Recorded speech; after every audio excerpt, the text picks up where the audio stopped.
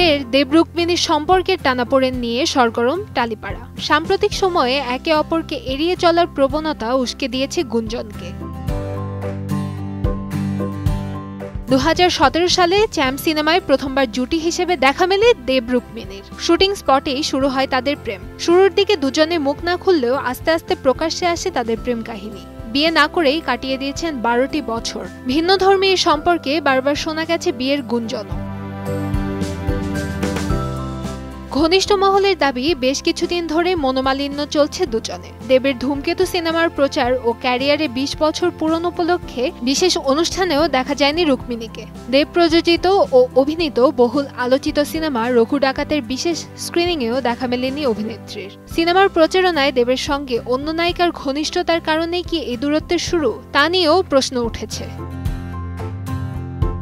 এরই মধ্যে রবিবার একদিনের জন্য কলকাতায় ফিরলে দীপাবলির এক উদ্বোধনী অনুষ্ঠানে নায়িকাকে পেয়ে সাংবাদিকরা প্রশ্ন তোলেন, কেন দেবের পাশে দেখা মিলছে না তাকে। রুক্মিণী জানিয়েছেন, মুম্বাইয়ে আগাম ছবি হাঁটি হাঁটি পাপা ও প্রজাপতি 2 এর কাজ নিয়ে ব্যস্ত সময় পার করছেন তিনি।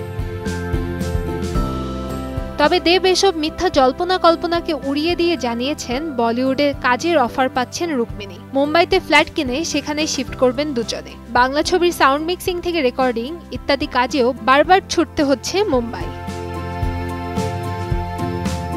কান্তাময়ী স্নেহা, সময় সংবাদ, ঢাকা।